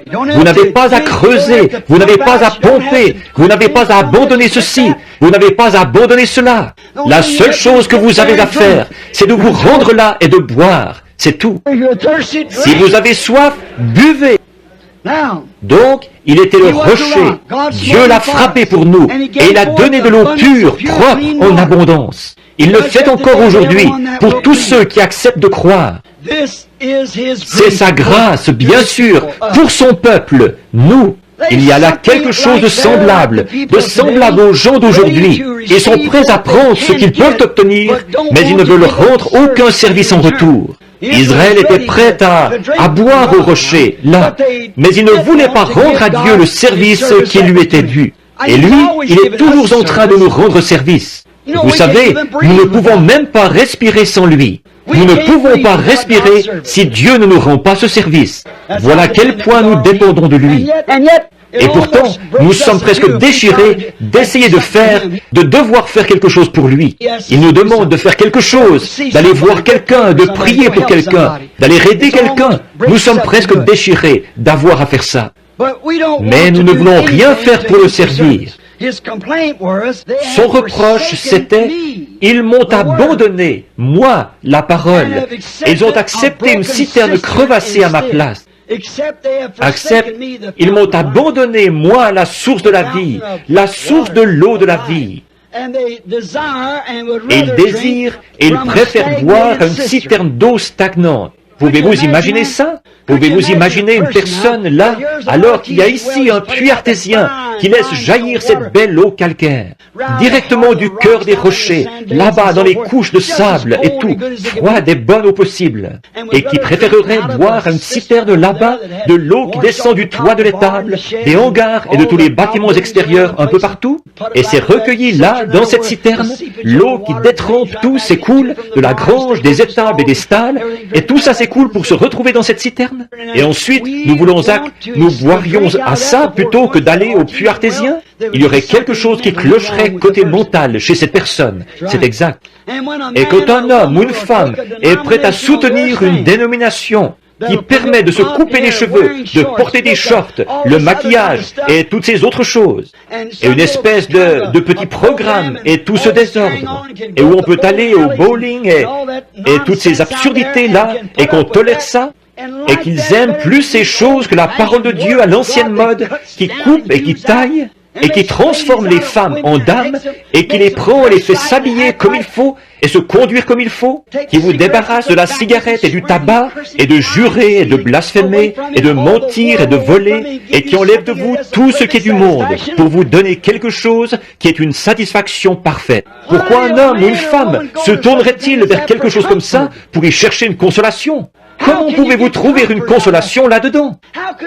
Comment pouvez-vous boire de l'eau fraîche à une citerne d'eau stagnante? Pourquoi une personne, si une personne allait à une citerne d'eau stagnante pour y boire, alors qu'il y a un puits artésien accessible, vous diriez, il a le cerveau dérangé, cet homme-là. De même, si une femme ou un homme va à un endroit pareil pour y chercher une consolation, il y a quelque chose qui cloche spirituellement chez cette personne-là. Ils ne veulent pas la parole. Cela montre que leur nature est encore celle d'une grenouille ou d'un tétard ou quelque chose. C'est exact. Quelque chose de cette nature-là qui aime ce bassin d'eau stagnante. Parce que ces choses-là ne vivront pas dans un bassin d'eau fraîche. Elles ne peuvent pas. C'est de l'eau fraîche. Elles ne peuvent pas. Donc, le reproche, c'était qu'ils l'avaient abandonné. Et aujourd'hui, ils ont fait la même chose. Maintenant, regardez la femme au puits. Eh bien, elle est arrivée à la citerne de Jacob. Et c'est là qu'elle allait puiser son eau, depuis toujours, à la citerne de Jacob. Mais la citerne de Jacob, la dénomination, ce qu'on l'appellerait, parce qu'il en avait creusé 3, et celle-là, ce n'était une qu'il avait creusée. Or, cette femme, elle avait de grandes choses à raconter. Elle a dit, bon, notre père a creusé ce puits, Jacob. Il y a bu, et ses troupeaux y ont bu, et tout. N'est-ce pas suffisant? Il a dit, mais l'eau que tu y puises, tu as encore soif, tu dois revenir ici en chercher. Mais il a dit, l'eau que je te donne, c'est une source, un geyser qui jaillit de l'intérieur, et tu ne viens pas ici en chercher, elle est là avec toi. Remarquez, mais quand elle a découvert qu'une source scripturaire lui avait parlé, par un signe scripturaire qu'elle attendait, elle a quitté ce système dénominationnel de Jacob et elle n'y est plus jamais retournée, parce qu'elle avait trouvé le vrai rocher. Voyez, elle est allée à la ville en courant. Pour elle, le péché c'était fini. Elle n'était plus une femme impure. Elle a dit, venez voir qui j'ai trouvé, un homme qui m'a dit ce que j'ai fait. Ne serait-ce point le Christ? Elle, cette citerne, elle avait peut-être fait l'affaire, elle avait eu son utilité. Maintenant, elle était venue à la source véritable. La citerne avait fait l'affaire jusqu'à ce que la source véritable soit ouverte. Mais quand la source véritable est arrivée, la citerne a perdu sa vigueur. Cette femme a découvert qu'il y avait un endroit meilleur où boire. Et il y a un endroit meilleur. Il y a un endroit meilleur et c'est en Christ. Dans Jean 7, 37 et 38, Jésus a dit, le dernier jour de la fête des tabernacles, « Si quelqu'un a soif, qu'il vienne à moi et qu'il boive. » Ils se réjouissaient tous. Ils avaient un petit jet d'eau qui sortait de sous l'autel et là, ils y buvaient tous pour célébrer la fête. Et ils disaient, nos pères ont bu au rocher spirituel dans le désert. Voyez-vous, ils s'étaient creusé une citerne de l'eau stagnante qu'ils avaient pompée de quelque part et qu'ils faisaient jaillir sous le temple, là. Et ils se rassemblaient tous autour de cette eau, ils en buvaient et ils disaient, il y a bien des années, nos pères ont bu dans le désert. Jésus a dit, je suis ce rocher qui était dans le désert. Ils ont dit, nous avons mangé la manne du ciel, Dieu l'a fait descendre. Il a dit, je suis cette manne. Cette source, c'était lui, il était au milieu d'eux. Ce pain de vie était au milieu d'eux. Et malgré tout ça, ils n'en ont pas voulu. Ils préféraient avoir leur citerne. Parce que l'homme avait construit celle-ci et Dieu avait envoyé celle-là. Voilà précisément la différence. Il s'était creusé des citernes. Il a dit, si quelqu'un a soif, qu'il vienne à moi et qu'il boive. Il est cette source. Et comme dit l'Écriture, des fleuves d'eau vive couleront de son sein. Oh, il est ce puits artésien. Des fleuves d'eau vive couleront de son sein ou du plus profond de son être. Il est ce rocher qui a été le rocher d'Agar au temps de la détresse, quand son bébé était sur le point de mourir, qu'elle avait été chassée du camp et qu'elle était là-bas avec le petit Ismaël. Sa réserve d'eau dans la citerne qu'elle portait était épuisée. Elle a couché le petit Ismaël. Elle s'est éloignée à une portée d'arc. Elle a pleuré. Et, parce qu'elle ne voulait pas voir mourir le bébé. Et tout à coup, l'ange de l'Éternel a parlé. Et elle a trouvé Beersheba, le puits qui jaillissait là-bas. Et il jaillit encore aujourd'hui. Il a été le Beersheba d'Agar, le rocher là-bas dans le désert.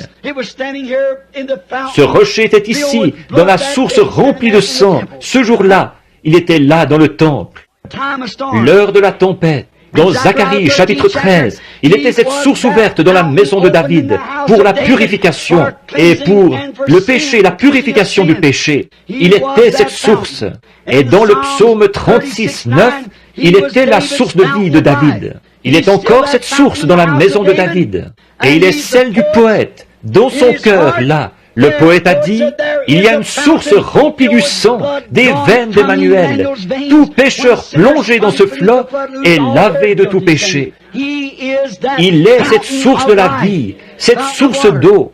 Il est la parole de Dieu. Les gens des derniers jours l'ont abandonné, lui, la vraie parole, l'eau de la vie. Et ils se sont creusés des citernes dénominationnelles.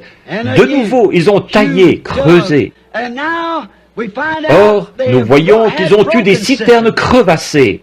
Et puis, cette citerne-là, elle est remplie de germes d'incrédulité, de fanfaronnades d'incrédulité, de programmes pédagogiques et de toutes ces choses qui sont contraires aux promesses de Dieu. Ce sont des douteurs de la parole. Or, ces citernes qu'ils ont, la Bible dit qu'elles étaient crevassées. Une citerne crevassée, c'est une citerne qui coule, elle sointe. Qu'est-ce qu'elle fait? Elle sointe dans un bourbier religieux appelé le Conseil mondial des Églises. Et c'est là que la citerne crevassée les mène. Tout ça parce qu'ils l'ont abandonné, lui, et qu'ils, la source d'eau vive, et qu'ils ont construit ces citernes. Ils se creusent des grands systèmes de séminaires, de savoir, d'instruction et tout. Voilà le genre de citerne qu'ils creusent aujourd'hui. Un homme doit avoir un doctorat en philosophie, ou un doctorat en droit, ou une licence en lettres, ou quelque chose comme ça, avant même qu'il puisse aller prêcher. Des citernes qui ont été remplies d'une théologie faite de main d'homme. Ils les font entrer dans ces grandes écoles de haut savoir. Et là, ils leur injectent leur propre théologie faite de main d'homme. Et ils les envoient avec ça. Quel jour que celui où nous vivons, des citernes faites de main d'homme. Ce n'est pas affligeant ce n'est pas étonnant que la chose soit devenue une puanteur. Oh là là, c'est parce que les gens boivent là. Et quand les gens veulent avoir de la joie aujourd'hui, qu'est-ce qu'ils font? Les gens, au lieu d'accepter la joie de l'Éternel, ils se tournent vers le péché pour y trouver de la joie. Les gens qui vont à l'église et qui disent être des serviteurs de Christ, quand ils sont très agités, ils vont s'allumer une cigarette. Et quand elles veulent s'amuser, elles enfilent leurs vêtements indécents et elles vont tondre la pelouse à l'heure où les hommes passent par là pour qu'ils les sifflent. Elles font tout ce qu'elles peuvent pour être populaires. Elles veulent ressembler aux vedettes de cinéma. C'est ça leur joie. Alors que Jésus a dit, « Je suis celui qui leur suffit ». La raison pour laquelle ils se tournent vers ces choses, c'est parce qu'ils ne veulent pas boire à cette source. Ils l'ont rejetée. Ils ne veulent pas y boire. Ils adhèrent à une espèce de système fait de main d'homme. Une espèce de citerne remplie de toutes sortes de choses stagnantes, où ils peuvent aller comme ça. Hier, nous avons emmené les enfants sur la rivière. Je crois que c'était samedi matin. Nous y sommes allés. Billy était allé pêcher en bateau. Et nous avons emmené les enfants, mon petit-fils et les autres, ma fille et mon petit garçon, et nous sommes allés à la rivière pour nous promener en bateau. On ne pouvait même pas se promener en bateau sur la rivière, tant il y avait de gens souillés, sales, crasseux, là sur la rivière à moitié nus, et qui faisaient n'importe quoi. Un bateau est passé près de nous, une bande de jeunes garçons de 12, 14 ans, chacun avec une canette de bière à la main et une cigarette. Ils appellent ça s'amuser. Oh là là, combien de temps ce monde peut-il subsister avec un système pareil? Ensuite, pour se débarrasser de la pensée qu'à leur mort ils iront en enfer, ce qu'ils font, c'est qu'ils vont adhérer à l'une de ces citernes faites de main d'homme. Donc, c'est cette même race de gens qui est rattachée à cette citerne. Ce n'est rien d'autre qu'une bande de têtards du monde impurs, souillés. Et ils s'associent à cela, parce que, comme ma vieille mère le disait autrefois, qui se ressemble, s'assemble. Ils ne veulent pas venir à la source, être purifiés de cette vie de péché. Ils veulent vivre là-dedans, tout en continuant à affirmer qu'ils sont chrétiens. Pourquoi? Ils se sont détournés de lui, la véritable source de la joie, de la vie, d'une vie et d'une satisfaction parfaite. C'est pour cette raison-là qu'ils l'ont fait, c'est parce qu'ils veulent adhérer à ça. Il y a des gens qui sont comme ça là-dedans, qui croient à ce genre de choses. Il n'y a pas longtemps, frère Fred et moi, et frère Tom, tout un groupe, nous sommes allés à une église baptiste réputée de la ville de Tucson, pour voir si nous ne pourrions pas y trouver un petit quelque chose qui nous requinquerait peut-être un peu. Et le ministre a dit quelque chose au sujet des gens en Égypte. Quand ils sont partis, ils mangeaient de l'ail et tout, et ils voulaient retourner là-bas manger ça. Il a dit, ça ressemble un peu aux gens d'aujourd'hui. Et nous, tout le monde, on a dit, Amen. Je n'ai jamais vu une bande pareille. L'église entière a perdu le prédicateur de vue, ils se sont retournés pour voir qui avait dit Amen. Ils ont eu une frousse terrible. Ils ne savaient pas ce qu'il y avait. Alors que David a dit, poussez vers l'Éternel des cris de joie. Célébrez-le sur les harpes, célébrez-le avec le luth. Que tout ce qui respire loue l'Éternel et louez l'Éternel. Dieu se réjouit dans son peuple. Que ceux qui ont du savoir disent Amen quand on dit quelque chose de juste. Pourquoi ne pas abandonner ce système et ces citernes du monde pour vous tourner vers le système fidèle de Dieu, c'est-à-dire le puits artésien, Jésus-Christ? Pourquoi ne pas vous tourner vers lui, alors que Dieu est notre provision abondante de joie, notre provision abondante de louange, notre provision abondante de satisfaction? Le calme de mes nerfs vient de Dieu. Quand je suis dans tous mes états, je trouve ma satisfaction en Christ. Pas dans une cigarette, pas dans les choses du monde, pas en adhérant à un credo, mais en le trouvant lui, la parole promise, qui a dit, si je m'en vais, je reviendrai pour vous prendre avec moi. C'est là que je trouve ma joie. Il est ma joie. Aujourd'hui, ils disent qu'en adhérant à ces choses et qu'en formant ce Conseil mondial des Églises, ils vont faire un endroit où on pourra mieux vivre.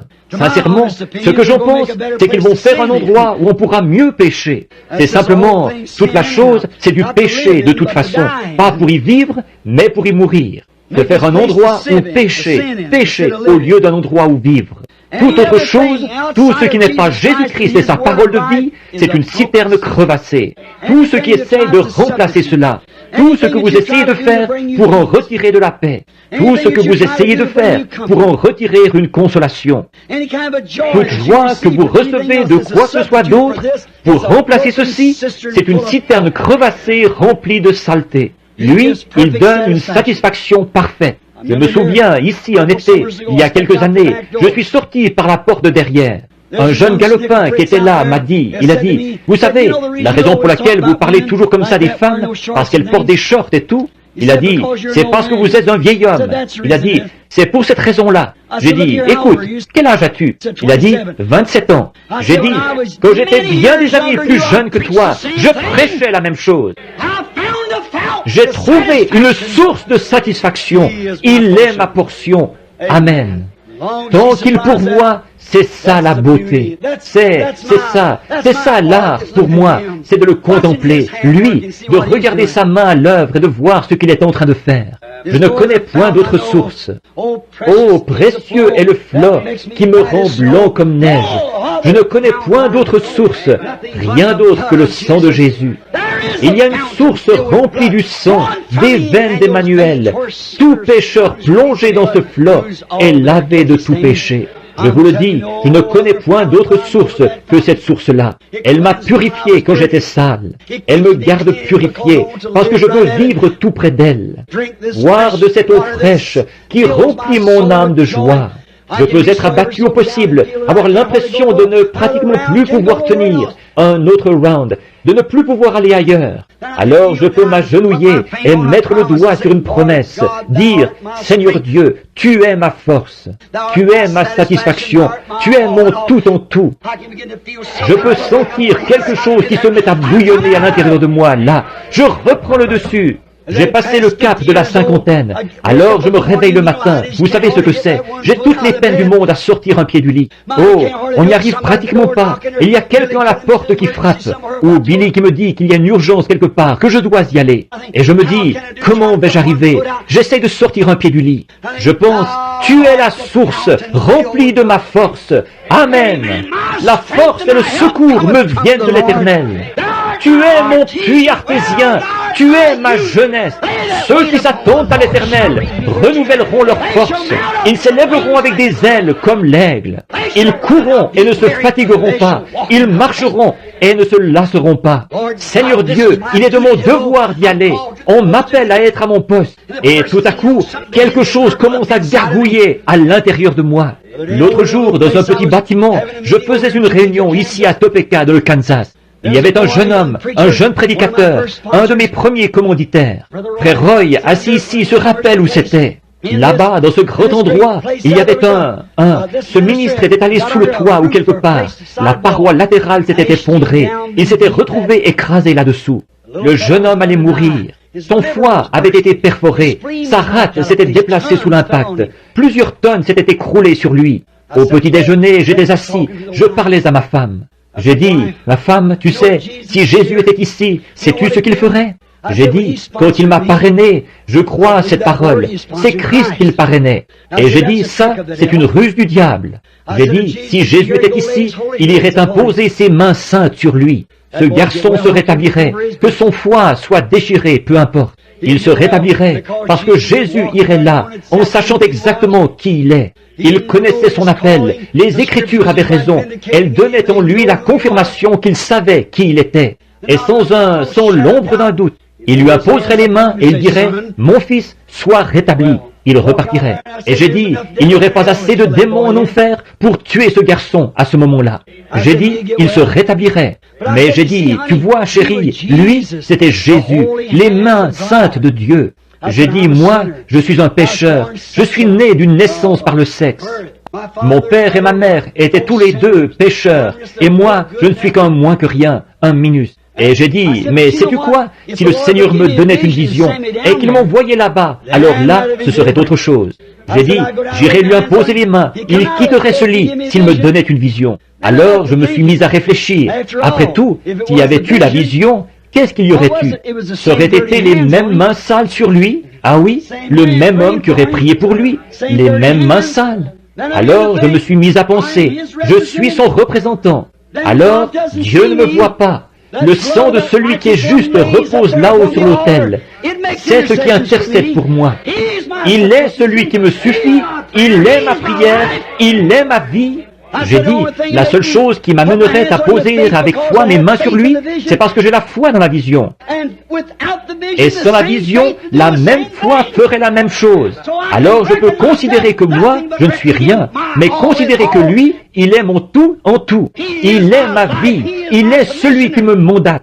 Aucune dénomination ne m'a envoyé, c'est lui qui m'a envoyé. Alléluia, j'y vais en son nom, je vais lui imposer les mains. Je suis allé là-bas imposer les mains à ce garçon, et ce soir-là, il était à la réunion parfaitement rétabli. Amen. Oh oui, il est cette source. Je ne connais point d'autre source, rien d'autre que le sang de Jésus. Je suis un individu méprisable, je suis un vaurien. C'est ce que nous sommes tous, mais devant Dieu, nous sommes parfaits. Soyez donc parfaits, comme votre Père Céleste est parfait. Comment pouvez-vous l'être? Parce que quelqu'un qui est parfait nous représente là-bas. Cette source est là, tous les jours, fraîche. Pas quelque chose qui est stagnant, mais une source fraîche, tous les jours, qui efface tous mes péchés. Il est cette source. Maintenant, pour conclure, je dirai ceci. Toutes les choses qui diffèrent de ceci, ce sont des citernes crevassées, qui finiront par laisser s'écouler ce que vous y mettez. Si vous mettez tous vos espoirs, tout votre temps et tout dans une de ces citernes d'eau stagnante, Jésus a dit que c'était des citernes crevassées. Dieu a dit, elles sont crevassées, elles laisseront s'écouler tout ce que vous y mettrez. Elles ne vous avanceront à rien parce qu'elles couleront. En effet, c'est lui le seul moyen d'arriver à la vérité, à la vie, à la joie éternelle et à la paix éternelle. Il est le seul, et le seul moyen d'arriver à cela. Oh là là, l'inépuisable source de la vie, c'est Jésus-Christ. Pourquoi? Et qui est-il? la parole, le même. La parole, la vie, la source, le même hier, aujourd'hui et pour toujours.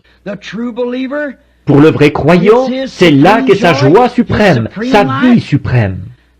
Et sa satisfaction suprême se trouve en Christ. Pas besoin de pomper, de tirer, d'adhérer, de vider, juste de croire et de se reposer. Voilà ce qu'il est pour celui qui croit. Comme notre père Abraham, il n'a jamais tiré, il ne s'est jamais fait de bile, il ne s'est jamais tracassé. Il avait la parole. Il s'est appuyé contre le sein d'El Shaddai. Abraham, quand il avait 100 ans, Dieu lui est apparu et lui a dit « Je suis le Tout-Puissant ». Le mot hébreu, c'est El Shaddai, ce qui veut dire « celui qui a des seins ». Et tu es vieux, et tu n'as plus de force, mais appuie-toi simplement contre mon sein. Nourris-toi en puisant ta force dans cette source. Amen. Qu'est-ce qu'il a obtenu en s'y nourrissant? Un corps neuf. Il a eu le bébé de Sarah.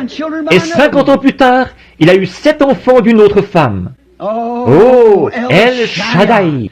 The Old Testament shows what he did. The New Testament tells what he'll do. Amen.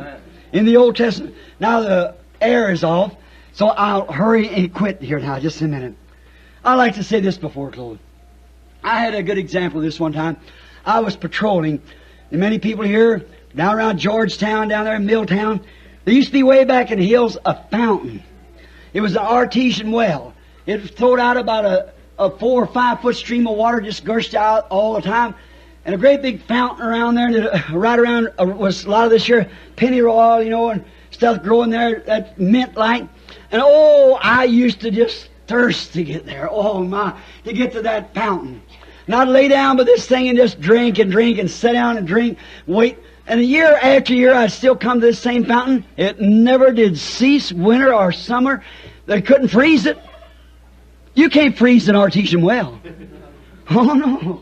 Peu importe combien il peut faire froid, ça ne gèlera pas. Vous pourrez geler une citerne.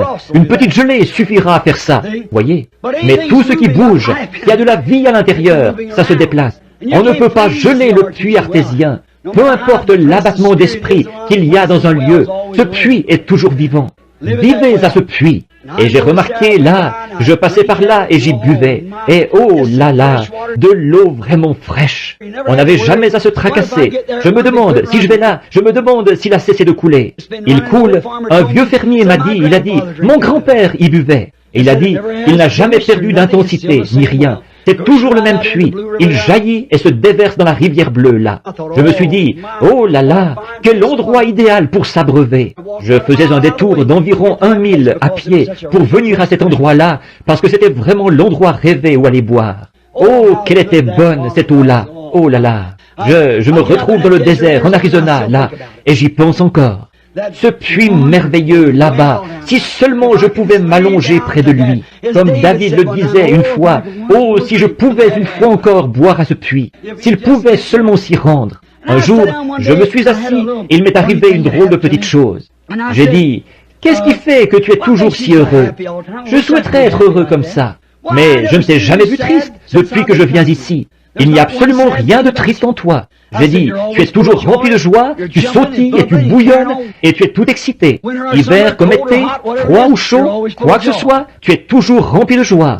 Qu'est-ce qui te rend? Qu'est-ce que c'est? Parce que je bois de ton eau? Non. J'ai dit, eh bien, peut-être que les lapins boivent de ton eau, et que tu aimes vraiment ça. Non. J'ai dit, eh bien, qu'est-ce qui te rend bouillonnant comme ça? Qu'est-ce qui te rend si heureux? Qu'est-ce qui fait que tu es toujours rempli de joie? J'ai dit, est-ce parce que les oiseaux boivent de ton eau? Non. Parce que moi, je bois de ton eau? Non. J'ai dit, eh bien, qu'est-ce qui fait que tu es si rempli de joie? Et si ce puits avait pu me répondre, il aurait dit ceci. Frère Branham, ce n'est pas parce que tu bois, je l'apprécie, et parce que je peux alimenter les oiseaux. J'alimente tous ceux qui veulent boire. Tout ce que tu as à faire, c'est de venir ici et de boire. Mais ce qui me rend heureux, ce n'est pas moi qui bouillonne, c'est quelque chose à l'intérieur qui me pousse. C'est quelque chose qui bouillonne en moi. Et c'est pareil pour une vie remplie de l'Esprit. Comme Jésus l'a dit, qu'il était en... Voyez, il vous a donné des sources d'eau qui jaillissent jusque dans la vie éternelle. Un puits artésien, jaillissant, débordant, qui coule constamment. Que le reste de l'Église ait ses hauts et ses bas, vous êtes toujours à ce puits.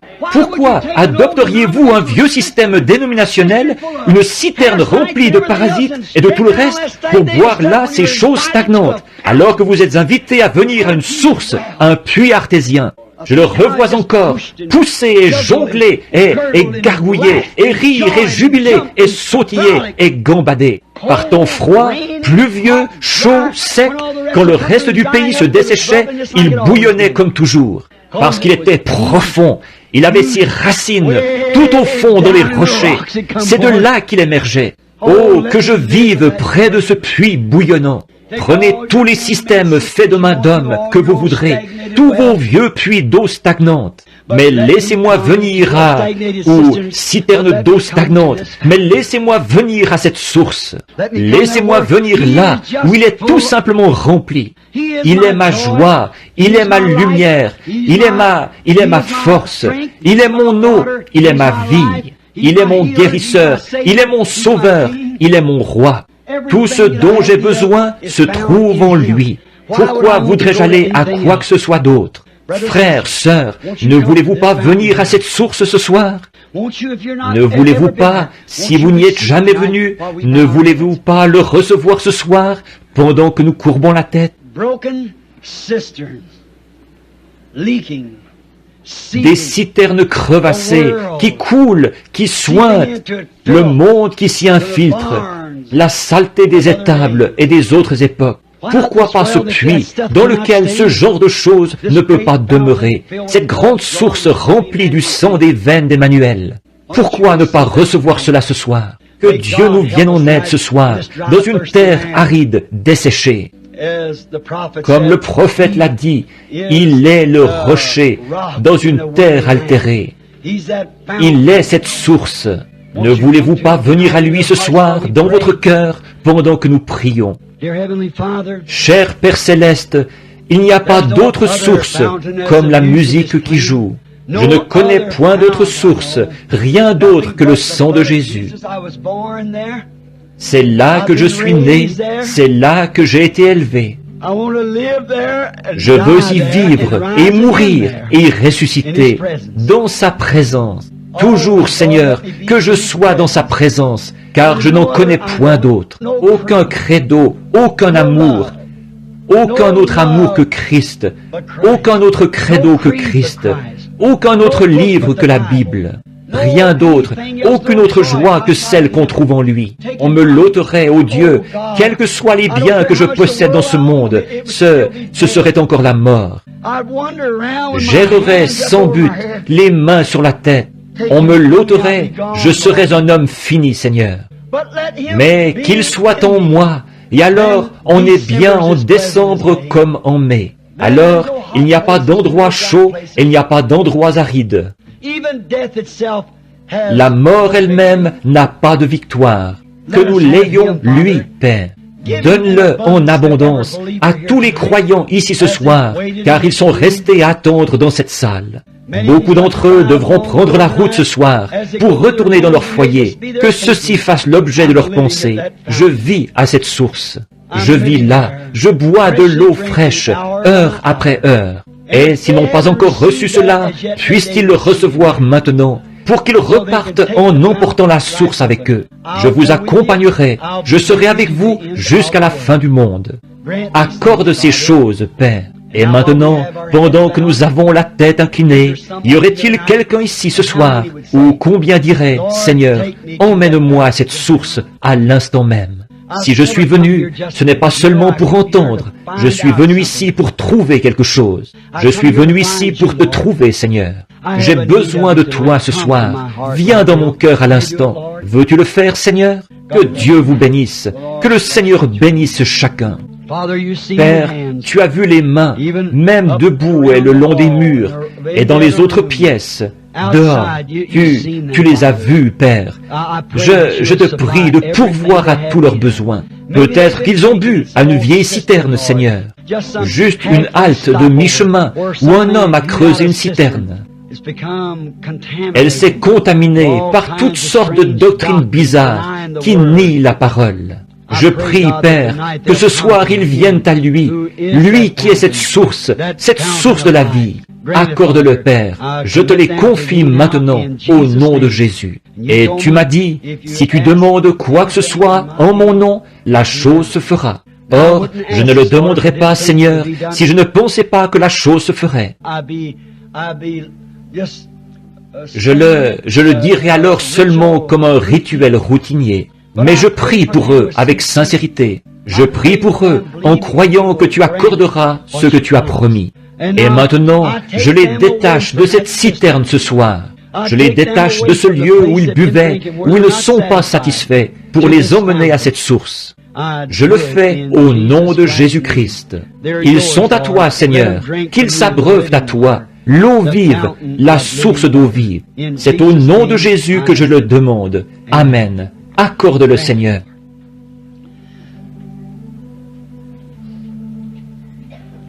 Oh, precious is that flow that makes me white as snow. No other fount I know, nothing but the blood of Jesus. Oh, what can wash away my sin? Nothing but the blood of Jesus. Oh, what can make me whole again? Nothing but the blood of Jesus. Oh Jésus, guéris-les, Seigneur. Accorde-le, Seigneur, par le nom de Jésus. Je te prie, ô Dieu tu connais toutes choses.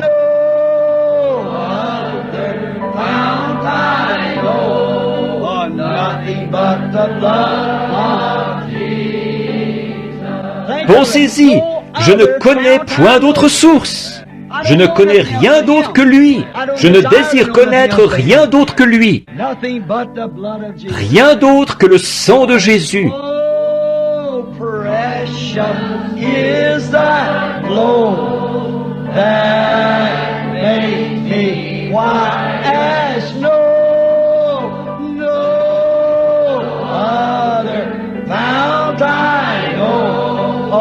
Nothing but the blood of Jesus. Pendant que nous le chantons encore, serrons-nous la main les uns les autres. Vous aimez-vous les uns les autres? Y a-t-il quelqu'un ici qui a quelque chose contre quelqu'un d'autre? Si oui, allez redresser la situation. Voulez-vous? Ne partons pas d'ici comme ça, voyez. Si vous avez quelque chose contre quelqu'un, allez redresser la situation maintenant. C'est maintenant l'occasion pour vous d'aller vers cette personne. Dire, frère, sœur, j'ai dit quelque chose contre toi, j'ai pensé quelque chose, je ne voulais pas faire ça, pardonne-moi. Voyez-vous, c'est comme ça qu'il faut faire. Ayons la source au milieu de nous continuellement, voyez?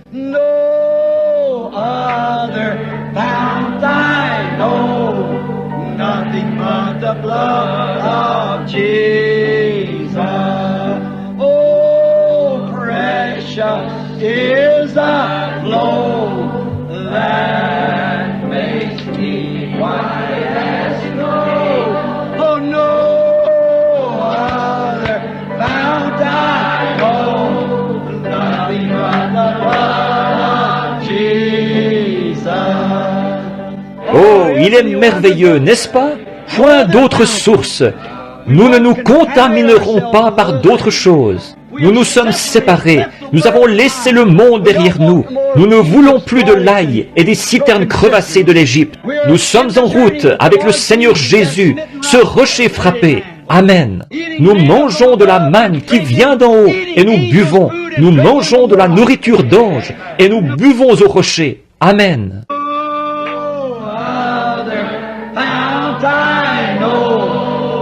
Nothing but the blood of Jesus. Let's bow our heads. Maintenant, courbons la tête. Je prie que Dieu vous bénisse si abondamment, chacun de vous, que sa grâce et sa miséricorde soient avec vous tout au long de cette semaine. Et s'il arrivait quelque chose, que l'un de vous passe de l'autre côté du voile, là, souvenez-vous bien qu'il n'y a que quelques heures de sommeil et de repos jusqu'à ce que nous nous revoyions. Souvenez-vous que les vivants qui seront restés ne feront pas obstacle à ceux qui sont endormis. Car la trompette de Dieu, cette dernière trompette, la 6e vient juste de sonner. Et cette dernière trompette, comme le dernier sceau, ce sera la venue du Seigneur. Elle sonnera et les morts en Christ ressusciteront premièrement. Ils ne font que se reposer jusqu'à ce moment-là. Et si jamais on vous blesse, souvenez-vous, revêt-toi du nom de Jésus comme d'un puissant bouclier. Et quand les tentations surviennent, murmure simplement ce saint nom en priant.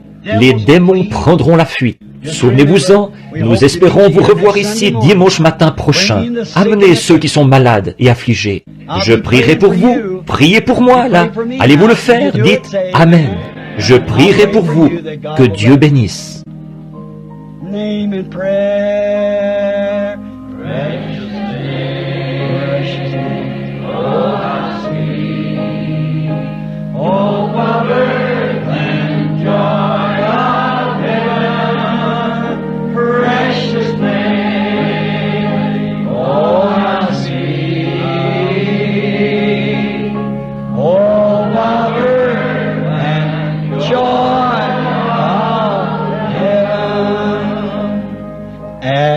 The name of Jesus bowing, falling prostrate at His feet.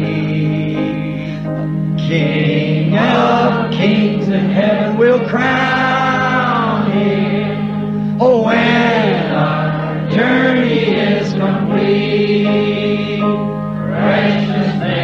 precious name, isn't it sweet? N'est-il pas doux et précieux?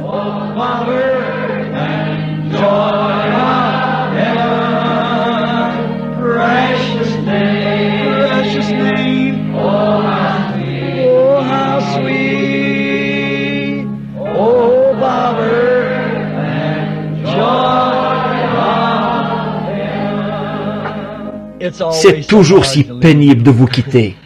Bien que je sache que vous êtes en train de griller, mais il y a quelque chose vraiment. Nous allons encore un couplet de quelque chose. Voulez-vous? Voulez-vous? Béni soit le lien, sœur. Combien connaissent ce vieux chant? On le chantait il y a des années. Et je pensais ce soir, demain, c'est ce qu'il reste des centaines. Quand on chantait ce chant partout dans le tabernacle, en se donnant la main, béni soit le lien. J'en ai inhumé un grand nombre juste ici au cimetière. Ils attendent, je les reverrai. Je les vois de temps à autre en vision, quand je regarde de l'autre côté du voile. Ils sont là. Courbons la tête maintenant, pendant que nous chantons.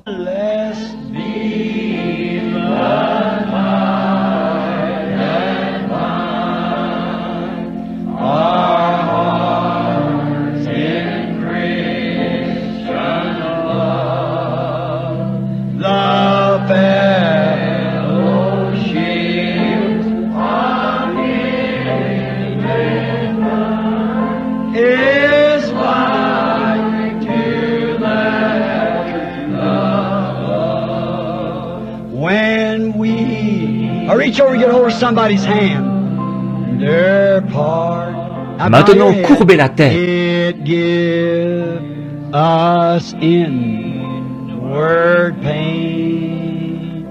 But we shall still be joined in heart and hope to meet again. Avec nos têtes inclinées, je remets la réunion au pasteur maintenant, et qu'il termine par